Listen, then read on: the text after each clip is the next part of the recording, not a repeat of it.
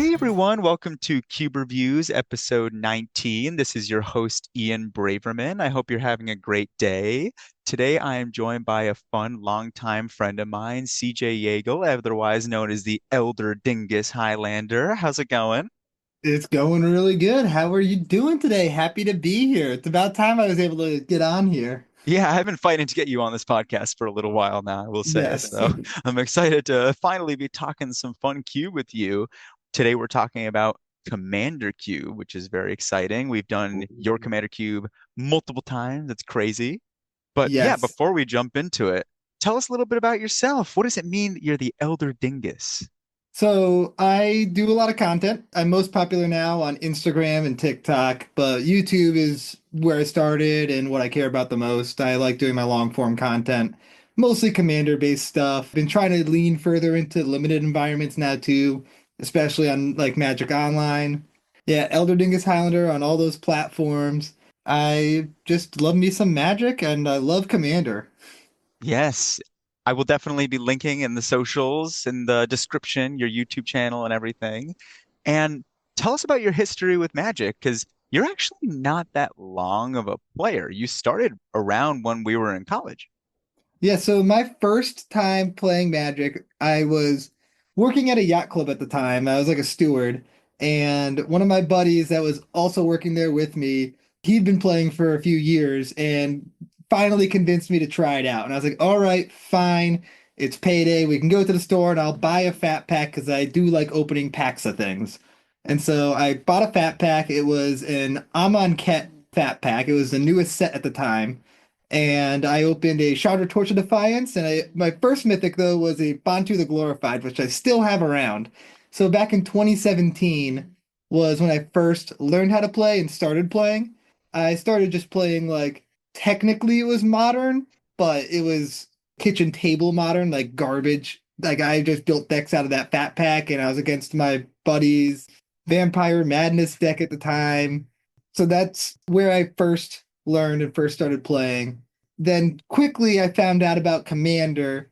My first like big purchase in Magic was I bought the C17, the Commander 2017 precons. I bought the full set of them.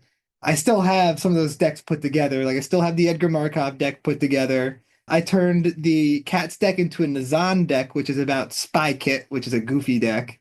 And I've just been playing ever since then. My first pre-release was Ixalan, which I loved. I thought dinosaurs was like the coolest thing that they added dinosaurs to the game. Great timing for that. Dinos and Pirates. Yes. That's where I first started playing. That's like a little recap there. 2017 is the initial dingusing. Yeah, and we both went to UConn together, graduated around the same time, and we played at the UConn Magic Club for years, playing Commander, me forcing you to play Cube. Oh yes, yes. When we first started playing at the Magic Club, it wasn't actually a Magic Club, it was the board game club. So many of us just wanted to play Magic, but there weren't enough tables to play that me and like I think there was like a few other of us spearheaded the idea of let's just go to a different room and start playing there so we have more space. And then boom, the Magic Club became an actual its own entity. And now it's pretty big. Yes, I haven't been there back in a few years, but I think they have like 30, 40 people every week. It's huge. Yeah. I'm still in the Discord, so I'll see like people talking about it all the time. But back in the day it was like Friday night and Saturday night all night long people were playing Magic in McMahon inside like a classroom in the lecture hall. I would go to play Magic at like 6 p.m. and On a then leave Friday. to go to a party that I was either hosting or go to the bar or something.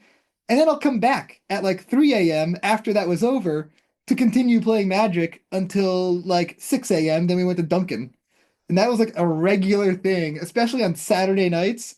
Sunday mornings, go to Duncan. I go to bed and then I wake up in time to watch football in the afternoon. Pure insanity. Yeah, I don't know how we did it. So you have a ton of commander decks now. How many commander decks do you have? I just finished my 88th 2 days ago. And my newest deck is actually a new CEDH deck, which I'm really, really, really excited about. And so far, I think it's lost one game out of 6 games, but they've only been 1v1s. But the Ooh, deck's looking really good. who's the commander? Tie 'em. Oh, Time Luminous nice. Enigma. It is very much a CJ deck. I like to try to find the most unique synergies to build my decks around, like that Nazan Spy Kit deck. It's a combo deck that uses Spy Kit as a linchpin piece of the combo. I just like trying to make goofy, interesting synergies and stuff and try to use cards that aren't staples, make them competitive enough to play against like more powerful decks in the format. Yeah, if anyone's watched your content, they'll definitely see that you have your wall of commander decks, and it's so fun to Yes. like go to your place and borrow a commander deck and be like, which of these like 80 decks do I want to play on the What wall? color am I thinking? What strategy do I kind of want to play? Reanimator? What color reanimator do I want to do? Do I want to do Esper? Do I want to do mono black? Yup, exactly. All the options. And what do you do for work, and what are some of your hobbies outside of Magic? So for work, I run a telephone answering service. So we do like after hours answering for doctors' offices and oil companies and stuff like that. Doesn't sound super like entertaining and fun, but it is fun being on the business side of things. Outside hobbies other than magic, I like to stay active, especially during the summer. I like to be out on the water. I do a lot of sailing, I do paddle boarding, boating, stuff like that. In the winter, I like skiing. Basketball. I love basketball. Playing basketball, watching basketball. I used to coach basketball. Kind of want to get back into that again at some point because that was a blast.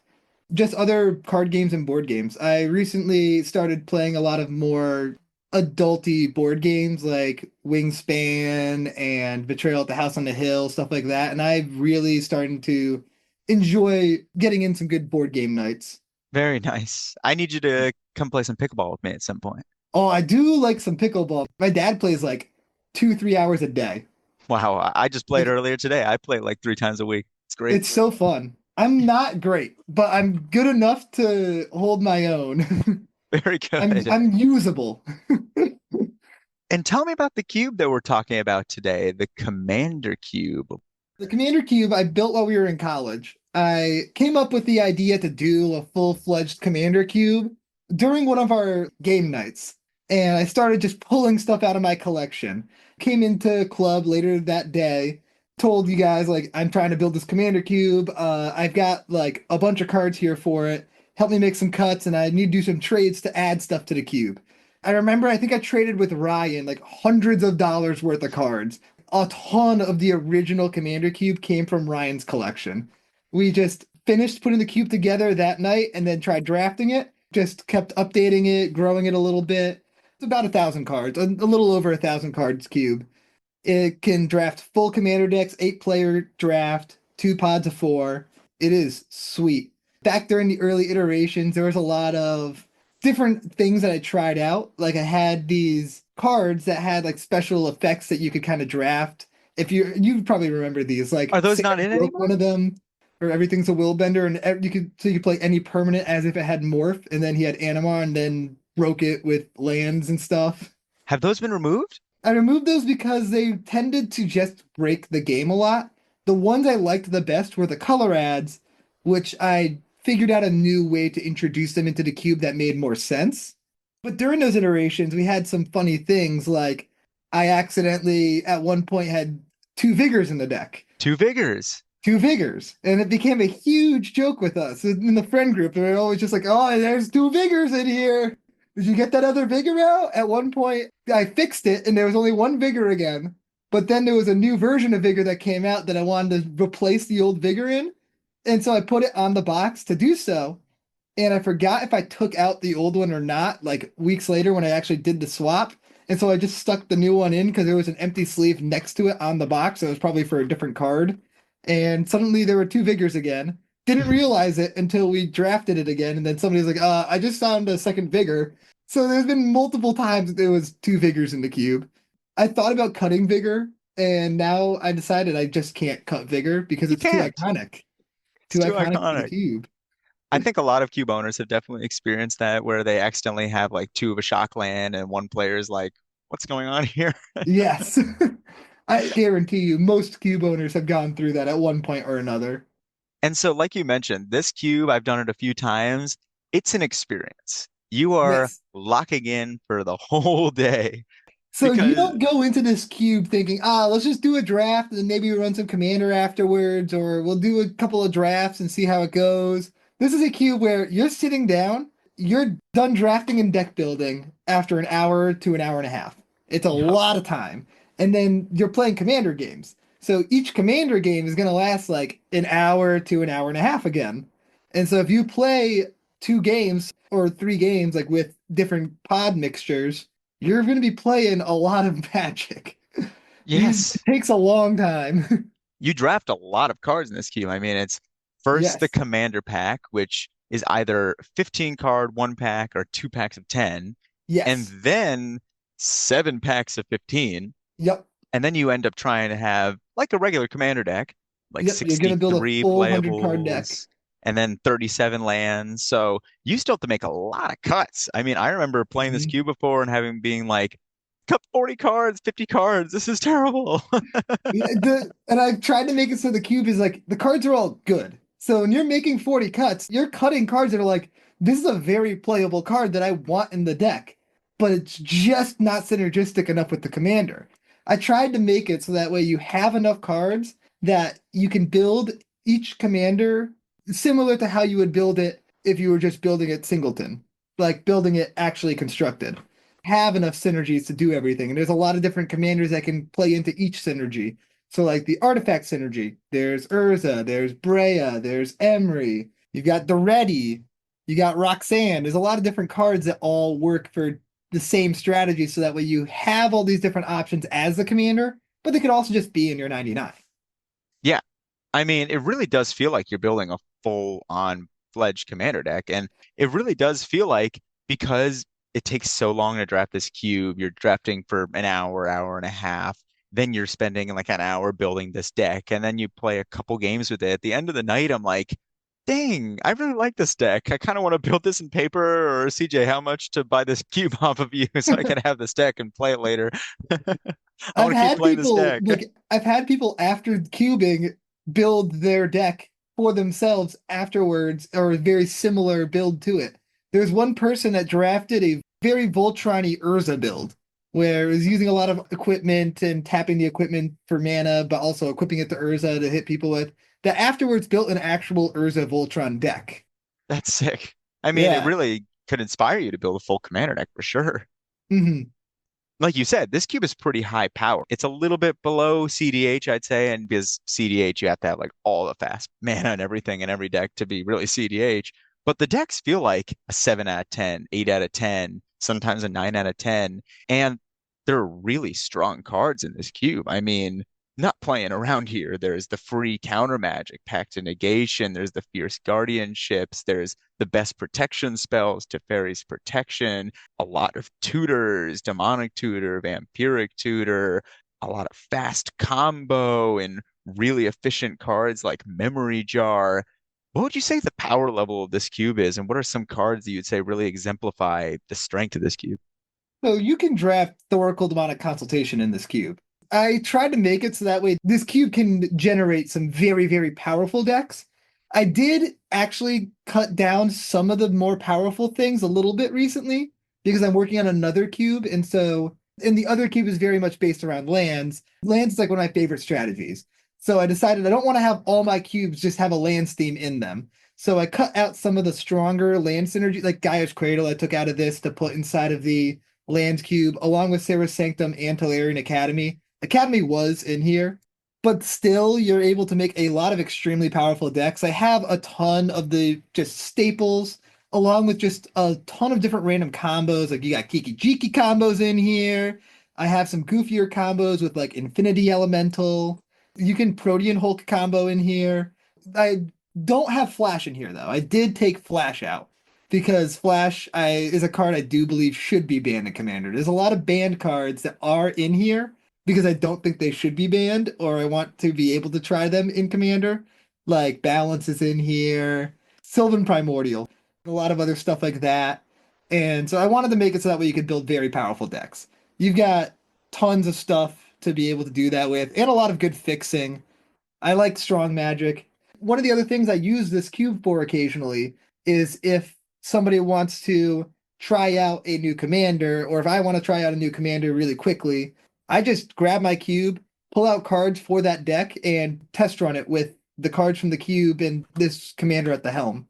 Yeah, when I was in college, I used to do the same thing. I had my legacy cube, and then I had like the extra commander cards, and then Yep. I would just build commander decks out of the cube all the time. It was great, and I get pretty bored of commander decks pretty fast. Like, Yeah. I don't know how people play the same deck every game for like 2 years. No, I need to play a new game all the time. That's the best part about cubing. But you would always build the exact same deck every single time. You only built Alesha. Alessio Braga every time. Yeah, it was always Alesha or Braga. That was it. Variations of it, excuse me. That's true. That's true. You could build probably just a better version of that Alesha deck in this cube. Alesha's in here. You've got the recruiter. You've got all the good stuff for Alesha in this cube. All Alesha's the very playable in combos. here. Yeah, I love Alessio. Brago also in here. Another thing is this cube definitely breaks the social contract of Commander. You're Yes. definitely not following that. There's Armageddon, there's uncards, like summon the pack. There's a Mhm. lot of craziness, stasis, extra turns. Tell me about the gameplay experience that you're looking for players to have in this cube. So I am a big proponent. Like I fully believe people should run more mass land destruction. I love mass land destruction and it should be run more. So this is my way of getting people to run it more, just throwing it in the cube. If you're building an Alesha deck in here and you draft Armageddon, that can just win you the game. Like in an aggro style deck or a graveyard style deck where you don't really need to be using all your lands, that's a really powerful card.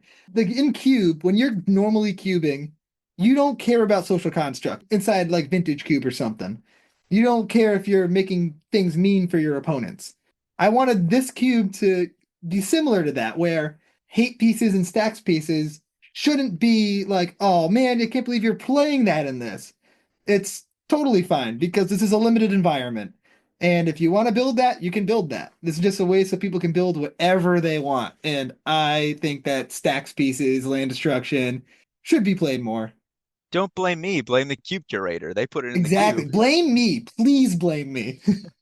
And are there archetypes in this cube, or do you more pick a commander and then put in the pieces to be able to support this commander? Tell me about the design process of this cube. Is it that you pick commanders for the commander pack and then want to make sure that those are all supported, or do you put archetypes in the cube, for example, like equipment, and then put an equipment commander in the commander pack? Tell me about how you build this cube. So I built it closer to how you would build like a vintage cube. Like I was picking cards instead of like vintage power level, I was picking cards that are commander power level, like cards that are just good in commander, staples, stuff like that for a lot of it. So I have a lot of like the key staples, cards that people really like to run in commander. And it just so happens that a lot of those cards overlap in different strategies. Like Blood Artist works inside of numerous different strategies. Bloodghast is works in very similar strategies, but also just a good card in general. But if you lean into one color over another, there's like a lot more sacrifice stuff in black. There's more artifact stuff in blue. There's more ramp stuff in green. So they're kind of tailored towards what the colors like to do. But I also tried to pick the commanders based on commanders that aren't super specific, but can work with a large variety of cards. So there's not actually that much for like an actual Voltron commander, but you could definitely build a Voltron deck in here. There's like Zergo. Zergo, easy to build as a Voltron commander, but it also works with like board wipes and stuff like that. There's a lot of other just commanders that have a high range of utility that work with a bunch of different things in the cube and just easy to fit them in. Like the Scarab God, you don't need to be a zombie deck. You can just have like some self-mill pieces or milling your opponents, stealing stuff from their graveyards. Removal also lets you steal stuff essentially with Scarab God. So that way the commanders weren't super specifically tailored to only certain things. So that way you can build whatever you want using a large number of staples. Building commanders that are not as parasitic and only work, for example, as, oh, this is a toxic commander and it only works with infect. But like you said, more like having the Scarab God, which can helm a lot of strategies. It can be a control commander, it can be an all-in reanimator commander. I like that, having commanders Mhm. that are really flexible and can be used for a lot of different decks so that the pieces in the cube, sure, it might fit into one type of Scarab God deck, but a different type of Scarab God deck might not want the same types of cards. Very flexible. Mhm. Exactly. Parasitic is the exact word I was looking for, and it just was not coming to mind. There you go. Yeah, there's also, but there are a bunch of strategies that are a little more specific that are playable, but you would need to actually try to draft those more so, as opposed to just like drafting the better cards in the cube. You can easily make a strong Spellslinger deck in this, a strong Sacrifice deck, a strong Artifact deck, a strong Blink deck. All of that is very, very, very doable with a ton of different options, and you'll have to make a ton of cuts. But it's definitely more tailored towards you're going to be able to build anything you want. Just Yeah. trying to keep things as open as possible. And one thing that you mentioned is you're trying to not follow the social contract in this cube. You're trying to have Armageddons and crazy stuff in here. And one Mhm. thing that I've definitely noticed is the last couple of years I haven't played as much Commander. It's felt like the format has really changed since it was 4 years ago, and I really played a lot in college. Is there any type of gameplay experience that you're trying to capture, like any parts of Commander that you don't really like, or things that you wish were more popular? Like you said, land destruction Commander. Are there Mhm. types of things that you're trying to avoid in the gameplay that you don't like the way Commander is going? There are certain mechanics that I'm trying to avoid just because I don't like the mechanics, like day night. I hate day night. In all of my cubes, I don't have day night. I don't have initiative because actually, I think there might be one initiative card in here, but I don't like initiative as a mechanic. So I try to stay away from stuff like that. There's certain mechanics that I keep out, but there's nothing that I am trying to avoid having in here specifically for the Commander format. It's more so I'm trying to add more into the format. So we have a little more chaosy stuff in here. We have some both Staxy hate cards along with group huggy cards. So that way you can kind of go both strategies. Like you got Miss Bumbleflowers in this cube, but there's also like Armageddon. So there's a lot of just give and take in both directions. So that way everything is in here. Not enough people play Massland Destruction, stacks, hate cards, hate bears, stuff like that. And I think that those strategies should be more normalized. And so I wanted them all to be available in here. So if somebody wants to, I don't want to build a stacks deck because I'm just going to buy the whole deck and then I'm never going to be able to play it. This gives you an opportunity to try it out. It also gives you the opportunity to play against it and see that although it is harsh to play against, it's not that it's very unfun. It still makes for an interesting gameplay. Everything that's good in Commander, including the stuff that is typically not thought of as proper to be playing in a normal environment, putting it all together so that way people can do everything that they could possibly want to do. Yeah. And speaking of the gameplay experience, how similar or different would you say this cube playing it feels like to actually playing normal Commander, where people build their deck, their 99, and then sit down with their actual deck compared to actually drafting this cube and building a deck from it? How would you say that this feels compared to normal Commander? Like from when I've done this before, it definitely feels like the games are more swingy and more bomby and more crazy because they're Mhm. like those insane cards that don't often show up in Commander, like the Armageddons and everything, and there's more combo and there's more stacks. What would you say the gameplay looks like for this cube? I would say it's very similar to what you just said. It is pretty similar to normal Commander gameplay, but just at a higher power level. But it's not quite CEDH, so it's not like a control environment where you need to be playing control to be able to win games. You're playing a lot of the most powerful cards in Magic, but they're not entirely decks built around only winning the game through Thassa's Oracle, Demonic Consultation, and every single deck doing that like CEDH. So you have a wider spread than CEDH, but a higher power level than regular Commander. So I think it hits a nice sweet spot of being able to play very powerful cards in a very powerful environment. But since there's no repetition from deck to deck, it makes for much more interesting gameplay. It's so much closer to regular Commander than stuff like Commander Legends draft and stuff in those draft environments. This is like you're playing Commander and you're playing some powerful Commander with some swingy stuff going on. Yeah, definitely. And a question that I have for you is, what would be some advice you would give to cube curators who curate mostly just one versus one, maybe a normal vintage cube or a themed cube, but one versus one cube, for who might be interested in potentially building a commander cube or multiplayer cube? Ooh. You've got to look at a wider range of cards to do that for Commander Cube specifically. Certain things that are very good inside of 1v1 Cube, not going to be good inside of Commander Cube because Pyrogoyf dealing four to the face is not very impactful inside of a Commander game. Pyrogoyf, fantastic card in regular Cube, could be a pick one through four inside of most packs. Not going to be great here. You got to look for much more battle cruiser style cards to be able to fill out the cube, and you need a lot of cards to do so. I would say if you were to build a multiplayer cube, you go for what you enjoy and try to get creative with it as opposed to going for what you think is strong, because what you enjoy will typically be more interesting than you trying to build a cube that's just purely based on power level. Yeah, that's great advice. And now, for commander players who haven't played cube before, what is a reason that commander players should play cube? Cube is just the best format. I have 88 commander decks. Cube is the best format. Like I have more experience playing commander than I would say 99.9% of people that play Magic. I play so much commander and I've built so many commander decks.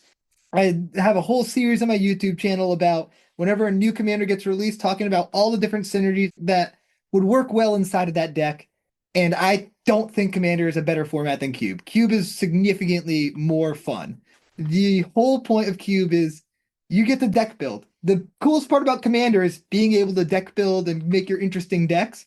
That's what Cube lets you do over and over and over again. And you can find new strategies because you'll never think, I'm going to put this card with this card necessarily in Commander, but if they're both in the same cube, you'll end up with them in the same deck at one point or another. There's no form of Magic that'll improve your gameplay ability in Magic than Cube. Cube does such a good job of letting you understand the nuances of deck building and deck gameplay that you won't get from Commander. And it'll make you a better Commander player and deck builder if you play more Cube. Yeah, definitely. I mean, the best part about playing commander is when you're brewing up that deck and you play it for the first time and you're excited to show everyone this deck. And then after that, how many times are you going to play it before you take it apart and build something new? So, I Mhm. mean, basically, you're just cubing. You're building a cube deck. You play it once or twice, and then you throw it away. I mean, that's what Commander Cube is. So it's the best kind of Commander and best kind of cube. And building a deck on the fly, like with Cube, you learn how to use certain cards in ways that you wouldn't necessarily need to use them before. Like, there was one game that I was playing Vintage Cube in. It was one of my friend's Vintage Cubes. In that Cube draft, I had Booster Tutor. If I see Booster Tutor, I take Booster Tutor. It is like my favorite card to cube with. Oh, you have I to. It's so love it. fun. Decks that are built around like Snapcaster, Booster Tutor, stuff like that, love it. I had Booster Tutor in my deck. My opponent was down 2-4 life, and I top deck Booster Tutor. Hellbent, late game, I was dead on board. And in my Booster Tutored pack, I had an Emrakul the Aeon's Torn and enough mana to hard cast it.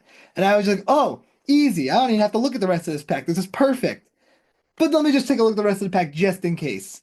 The last card in the pack was Char. My opponent was at 4. I just grabbed the Char and charred him, and then game over. It just leads to a lot more stories. It leads to learning how to play different cards differently and all the different cards that Magic has to offer. Yeah, and Commander usually you aren't playing Char. No, you're not playing Char. Char's great though. And tell me about the process of updating this cube over time. This cube is Oh. huge, like 1,000 cards. Do you just add cards to it and say good enough? Or I know that you all have a really beautiful wooden box. Do you just Mhm. make sure that the cards fit in the box? And when there's too many cards to that box, you make cuts? Or tell me about how do you make cuts with this cube? So if you look at the lists right now, this is the maximum number of cards I can fit in the cube comfortably. If I add a new card, I have to make a cut. And so what I do typically is once every few months, like I would say 3 or 4 months, I will go through and look at all of the recent sets that Magic came out with. and I will look at the card image gallery for each individual set. I will sit in front of my stack of decks and the cubes next to me, and I'll look at every single card. And if I see one that's like, this is kind of interesting, I'll look up, look at all of my decks, and decide if I want it in any of those decks and if I want it in my cube. I will pick up all the cards that I need. I'll write down which ones are going where. And then when everything comes in, that's when I make my cuts. For the cube, I try to make sure that everything's even color wise. And if I'm going to put something in that's 5 mana, I try to take something out that's like 5 mana. I don't want to just have everything be like either low mana or high mana cost. I try to make it so it's pretty even. And I'll try to note what cards are picked late, what cards are typically cut from decks, what's not being played, to kind of get a feeling for what I should take out, or things that just don't quite work for the strategies or are just a little too niche, and remove those to add in the new cards. With commanders, if there's certain commanders that just aren't getting any play, then those will get removed. Or if there's ones that are getting too much play, like every time I cube, this commander ends up being one of the commanders that are built, then I'll take that one out as well. And I replace it with one that's the same color identity. Yeah, that makes a lot of sense. I Yeah. mean, you got to make sure that it fits in the box. That's the number one rule. Gotta fit in the box. The box fits exactly, like it's snug right now. 897 cards inside of the non-commander sections. Then the commander sections have got 185. Yeah, The rest of the box is just the basics. I think I have 75 of each basic, and they're all snowlands. I'm just imagining you like looking at your wall of commander decks and being like, all right, there's this new card from Aether Drift. I'm gonna need to order 43 copies. Yeah. There are two cards from Aether Drift. So Monument of Endurance, I believe is what the card's called. Whenever you discard a card, choose one that has been chosen this Oh, that turn. You card's create a awesome. treasure. That card. I love strategies like that. Like one of my favorite decks to play is my Necrobloom cycling deck, and it's all about cycling lands. It's a really, really fun deck. Like Astral Slide is in there. There's an infinite combo using Fluctuator, which is really cool. I love that deck. Yeah, and then that card gives you the payoff for discard. You get Yes. when you So discard, you can do one of three, right? yes. And so actually, very funny. So what I also do for my commander decks is whenever I find cards I want to put into decks, I'll just put them on the top of the deck box. And the next time I open up the deck box, I'll make a cut to put the new card in. So last night I played my Anya Falkenrath Madness deck. It's a technically a Madness deck, but it's really a Reanimator deck. So you're just kind of digging through your deck to put Reanimator targets inside of your graveyard, and then drawing into your reanimation spells to play your cool reanimation stuff. In that deck, I do have World Gorger combo with Animate Dead. So last night we were playing. I got down to literally one life. I had an Inti in play. I had an Anya's Reaver in play, which when it attacks, you discard your hand, draw 3 cards. So I go to combat, Inti trigger, I discard a card, exile top card of my library, and it's just a land. Crap, I'm still screwed. I had World Gorger in the graveyard at this point as well. A swing with Anya, discard my hand, exile another card to Inti, draw 3 cards. Nothing great, except for the Monument to Endurance. So I put the Monument into Endurance into play, and then I tapped Anya to discard a card, draw a card with Madness. I did this for 2 cards. The other 2 cards I drew were Madness cards. I discarded Drew, discarded Drew. Both cards I drew were lands, but the second card that I intied there, being the last card I could look at that turn, was Animate Dead. Oh, So I was able to play the Animate Dead from Exile on the and World go Gorger. infinite with Animate Dead and World Gorger, but I didn't have like an infinite mana outlet. I did, however, have Anya in play and the Monument to Endurance in play. Oh, So everything would come back into play. I tap Anya to discard a card, Monument Endurance, deal 3 damage to each opponent, and then everything blinks out and then comes back in, and do that over and over and over again to wow. win the game. So I put it in. It was the first game with that card in the deck, and it was the reason I won the game. I Yeah, was at that's one life. because when you keep blinking and when it keeps leaving the battlefield, it's a new version, so you can It keep doing the lose resets. three. That Yeah. card's really sick. I need one It for was Rakdos Cube, I 100%. love, yes, I love it. So finding stuff like that, I love being able to do. And so, like Monument to Endurance, I need to get a copy of that for this cube because I think it'll be pretty good in here. Yeah, that's going to be really fun for a lot of different strategies. Hmm. Let's jump into a pack one, pick one for the cube, but we're Ooh. actually going to do two pack one picks. First, we're going to do a pack one, pick one from the commander pack so we can figure out what our commander is. And then we'll do a pack one, pick one from all the other cards in the cube to take a card for our actually commander. So, do you want to read off the pack here? So for the Commander pack, the options that we ended up with are Red Death Shipwrecker, the Sixth Doctor, Jin-Gitaxias, Garth One-Eyed, Alayla Artful Provocateur, Lonus Cryptozoologist, Henzi Toolbox Torre, Zakama Primal Calamity, Minskin Boo Timeless Heroes, Kaneo Sentiro of Miletus, Animar Soul of Elements, the Peregrine Dynamo, God Eternal Kefnet, Cultist of the Absolute, Sauron the Dark Lord. Cultist of Absolute we didn't mention. Tell us about that. Yes. So this is an interesting one, and I'm very happy that it showed up inside of here. So I mentioned earlier in this podcast that I used to have color add cards where you could just add a color to your commander's color identity. I removed those and replaced those with a background for each color. So there's a black one, white one, blue one, red one, green one in the cube. Backgrounds can work with any commander, and essentially you can use the background as like the card itself, but also it adds to your commander's color identity.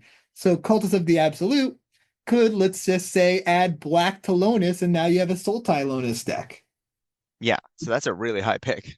It's a really, really high pick. Me personally, that's probably what I would be picking in this case because of the fact that it keeps you really open and just being able to add black to any commander that gives you all the tutors.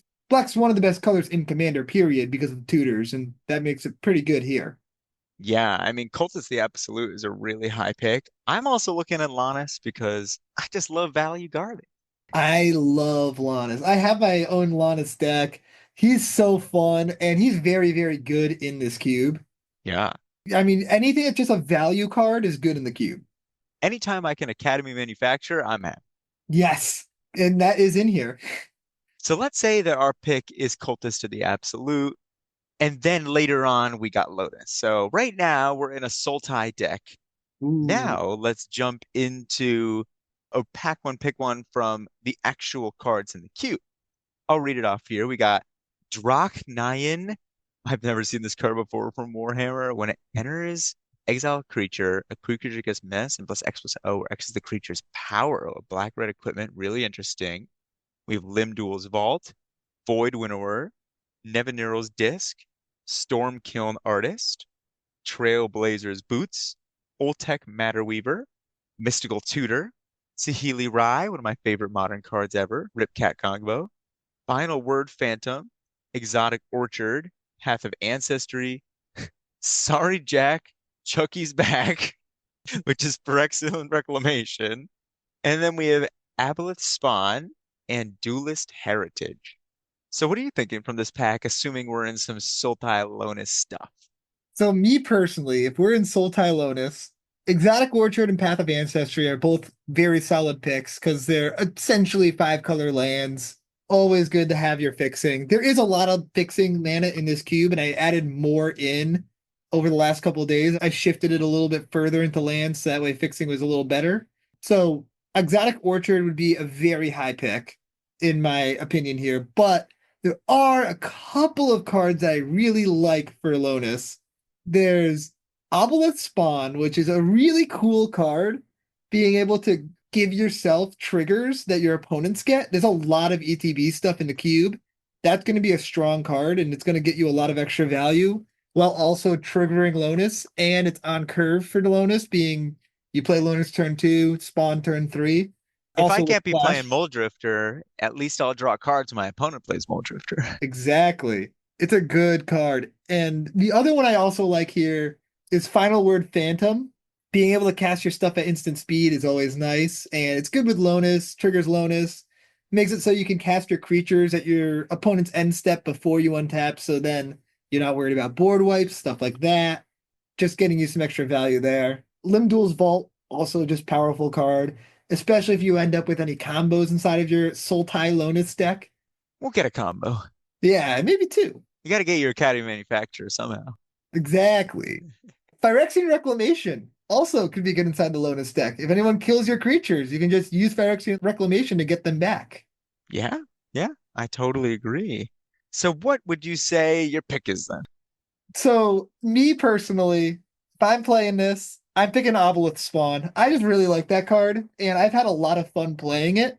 It's an underplayed card, should see a lot more play than it does, and it's very powerful in this cube. Yeah, I've never seen anyone play this card before, so I'm definitely down to take that one Yeah, early. Or it's Limdal's fun. Vault is great. That's just Limdo's Vault's always good. and we did like take around this pack assuming that we would be playing Lannis and the Black Cultist background, Yep. but we also would have gotten many other commanders. So who knows? Maybe we wanted to stay a little bit more open, Exotic Orchard, Path of Ancestry, because Yes. sometimes you get a lot of cool commanders in your packs, and then you don't know until pack three in. You're like, I guess I'll go into this one. You have a little bit of Yes. time to figure it out. So there are two different ways that you can do that first pack. There's one 15 card commander pack at the beginning, and then the rest of the commanders would be shuffled. The ones that are not inside those 8 15 card packs, the rest of them get shuffled into the cube, and then you could end up with them inside of like your pack three, pick two, or whatever, and you could pivot later on. I can still get Brago later on. Exactly. The other option that we have done before is doing two 10 card packs as your commander packs. So that means you're less likely to pivot in like pack three or pack eight. You're going to be figuring out your commander early because there's a lot less options that get shuffled back into the cube. Yeah, They're both are very fun ways to play. I do love the single pack for commander at the beginning because having those late commanders show up. If you're working on some plus one counter deck with like Tyam as your commander, and then Atraxa shows up in pack seven, you could pivot to Atraxa, and that seems pretty good in that deck. yeah, absolutely. And CJ, Mr. Elder Dingus, it's Yes. been wonderful having you on the show. I hope that you're able to join us more for Cube nights at Games IRL, Avon, Connecticut. I say that every week. Come join us for Woo! Cube if you're in the area. So CJ, you better show up. Maybe not with Yes. this cube because it takes a lot of time to draft this cube. This cube is an ordeal. Yes. Anything you'd like to say before we wrap up to the people? Yeah. So the people, you better be following, first of all. You better be following Cuberviews. If you're not, what are you doing? You're listening to this and you're not following, it's crazy. But also, you better look up Elder Dingus Highlander if you're not already following me. Let us know in the comments what your favorite commander inside this cube would be. Well, I want to know. Yes. I want to know what you would be pack one picking if you saw it in your commander pack. So comment that. Farm engagement. I like it. Yeah, you Let's got do farm engagement. it. Yes. Like CJ said, he said it way better than I usually do. Please like, subscribe, follow.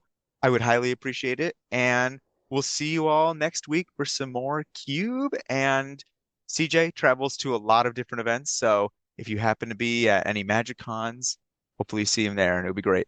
Woo! Or CubeCon later this year. CubeCon. Yes. Have a great day, everybody.